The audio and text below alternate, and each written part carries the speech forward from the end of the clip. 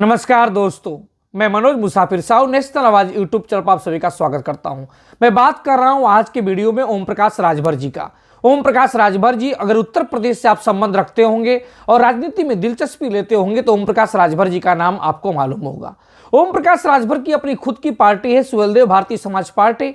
वो मुख्यतः एक जाति राजभरों का नेतृत्व करते हैं, पीला गमछा पहनते हैं, पीला वस्त्र धारण करते हैं और उसमें अपने समाज के लोगों को बहुत हद तक जोड़ने में सफलता भी हासिल कर ली है। कुछ समय पहले तक जो जाति के बारे में ज्यादातर लोगों को मालूम नहीं था, जिस जाति के नेतृत्व के बारे में बहुत लोगों को मालूम नहीं था, आज वे सभी लोग इस जाति की बात करने लगे हैं। यह संभव हुआ है तो सिर्फ इस व्यक्ति ओम प्रकाश राजभर के कारण। मुझे याद है कि आजमगढ़ में विश्वविद्यालय जो बन रहा है वो भी सुहेलदेव के नाम पे बन रहा है, महाराजा सुहेलदेव जी के। इसके साथ ही ट्रेन चलाई गई सुहेलदेव एक्सप्रेस के नाम से। ये जो कुछ हो रहा है उसके पीछे सिर्फ एक ही व्यक्ति है, ओम प्रकाश राजभर। ओम प्रकाश राजभर तमाम मुद्दों की बात करते हैं। एक बात बार बार वो कहते हैं, मैं सत्ता में आऊंगा, पावर जिस दिन मेरे पास होगी मैं शराबबंदी करूंगा।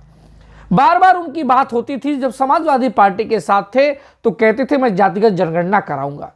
हालांकि बात उस समय जातिगत जनगणना कराने की करते थे, लेकिन आज भारतीय जनता पार्टी के साथ होने के बाद जातिगत जनगणना की मुद्दा पे बात ही नहीं करते। लेकिन फिर भी कभी कभी वो जोश में जब आते हैं तो आपा खो बैठते हैं और कुछ ऐसा कह जाते जो संविधान उनको इजाजत नहीं देता। गाजीपुर के जौराबाद सीट से विधायक हैं, रहने वाले तो बनारस के हैं, लेकिन गाजीपुर में राजभर आबादी ज्यादा होने के कारण कर्मभूमि गाजीपुर को उन्होंने बना लिया। और जो जौराबाद से जब विधायक हैं, लेकिन वो पहले लगातार लड़ते रहे, चुनाव हारते रहे, लेकिन हिम्मत नहीं हारा। वो कहावत है ना, लहरों से डरकर नौका पार नहीं होती, कोशिश करने वालों की हार नहीं होती। असफलता एक चुनौती है, स्वीकार करो, क्या कमी रह गई देखो और सुधार करो। जब तक ना सफल हो नींद चैन की त्यागो तुम, संघर्षों का मैदान छोड़ मत भागो तुम। सोनलाल द्विवेदी जी की कविता पे ठीक ओम प्रकाश राजभर बैठते हैं। और बैठने के बाद जब भारतीय जनता पार्टी के साथ चुनाव नहीं लड़े, लेकिन जब भारतीय जनता पार्टी सत्ता में आई तो सत्ता में आने के बाद उनके साथ मिल गए और मिलने के बाद जातिगत जनगणना के मुद्दे को छोड़ दिए और छोड़ने के बाद भारतीय जनता पार्टी में मंत्री बन के खूब इस समय रौब में है। लेकिन जब गाजीपुर जिले में एक निजी कॉलेज में कार्यक्रम में जाते हैं, और निजी कॉलेज एक जो है वो बाबू साहब का है, मतलब छत्री समाज के आने वाले सानंद सिंह जी का है। उस कॉलेज में वो जाते हैं और जाने के बाद मुख्य अतिथि के रूप में होते हैं। दो चीजें मुझे प्रभावित की, इसीलिए मैंने वीडियो को बनाया।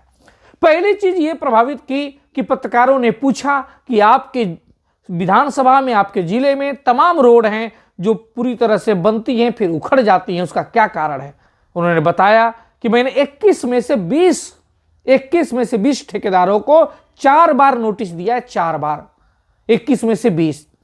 अब पत्रकारों ने पूछा कि ये नौबत क्यों आई 4 बार नोटिस देने की। उन्होंने कहा नौबत इसलिए आई कि आप जैसे लोग और समाज से भी लोग बताते हैं कि रोड जो बनी थी वो रोड बेकार बनी थी और तुरंत खराब हो गई, तो अब मजबूरी है कि मुझे नोटिस देना पड़ता है, क्योंकि हम दिल्ली और लखनऊ से पैसा लेकर इनको भेजें रोड बनाने के लिए और ठेकेदार लोग रोड ना बनाए, उखड़ जाए, तो स्वाभाविक बात है कि हम उस पर एक्शन लेंगे। लेकिन अगली बार फिर पत्रकारों ने पूछा कि ये आप बताइए सर कि ठेकेदार लोग तो कहते हैं कि आपको कुछ पहले ही चढ़ावा चढ़ा देते हैं रोड बनने से पहले। अमूमन ऐसा ही राजनीति में होता है। बात हालांकि कैमरे पे कोई नहीं कहता, लेकिन होता ही ऐसा है। ये तो बच्चा बच्चा जानता है। लेकिन जब ये बात मंत्री जी से कैमरे के सामने पूछी गई तो मंत्री जी बौखला गए और उस बौखलाहट में अपने आपा खो बैठे। और आपा खोने के बाद कुछ ऐसे असंवैधानिक लफ्ज यूज किए जो वीडियो पे नहीं कहना चाहिए, कैमरे पर नहीं कहना चाहिए। पहले इस वीडियो को देख लीजिए, फिर मैं बात करता हूं। आखिर मतलब इस तरह की नौबत क्यों आई? देखिए, नौबत जब आप शिकायत करते हैं कि सड़क ठीक नहीं बनी है तो नौबत पैदा होती है।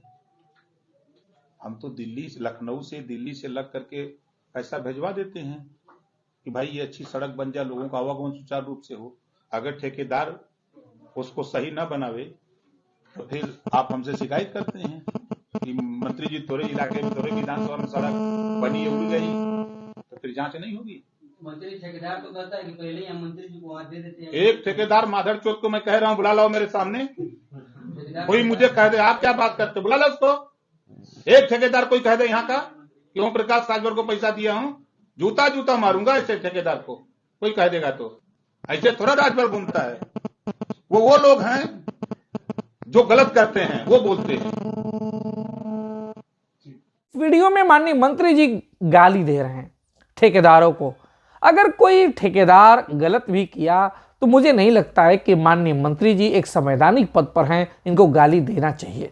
गाली नहीं देना चाहिए, कड़े शब्दों में आप निंदा कर सकते हैं, ठेकेदारों के खिलाफ कंप्लेन कर सकते हैं। यह भी बात अलग है कि ज़्यादातर ठेकेदार जो हैं वो किस समुदाय से हैं, ये सभी जानते हैं। आपको ठेकेदारों में कोई अति पिछड़ा थोड़े दिख जाएगा। आपको कोई अति पिछड़ा का तेली, तंबोली, कांदू, कलवार, कसौधन, मदेसिया, बढ़ई, लोहार, कुम्हार, नुनिया का बेटा थोड़े दिखेगा।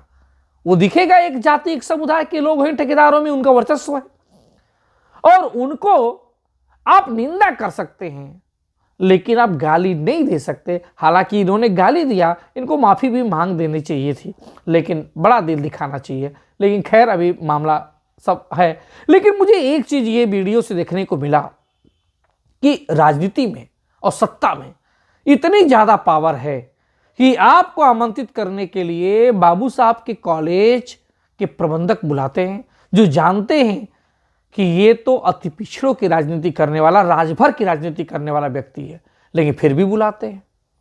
दूसरी चीज मुझे जो देखने को मिली वो ये कि बताइए गाली तक दे दिए, लेकिन अभी तक ठेकेदार का संगठन जो है वो लामबंद नहीं हुआ, लामबंद नहीं हुआ और उनके खिलाफ धरना प्रदर्शन नहीं हुआ, पुतला दहन नहीं हुआ। इसका मतलब है कि कहीं न कहीं दाल में काला है, ये बात तो है। और तीसरी बात मुझे लगी इसी वीडियो में कि जब मंच पे संचालन हो रहा था तो गाजीपुर के सीएमओ डॉक्टर सुनील पांडे जी मंच पे चढ़ते हैं और चढ़ने के बाद माननीय मंत्री जी का पैर छूते हैं। मुझे नहीं लगता कि संवैधानिक पद पे बैठा हुआ व्यक्ति, सरकारी नौकरी में कोई बैठा हुआ व्यक्ति सार्वजनिक मंचों पे किसी का पैर छू सकता है। नहीं छूना चाहिए था। डॉक्टर साहब, पांडे जी, सीएमओ साहब ने गलती की है। हालांकि सफाई में इन्होंने बाद में कहा कि ये मेरा संस्कार है। ये संस्कार नहीं है, ये बस पद और पावर के सामने झुकने की एकमात्र कला है। पद और पावर किसके पास है? मंत्री जी के पास। कैबिनेट मंत्री हैं भाई, तो वो झुकने की कला है बस, और कुछ नहीं है।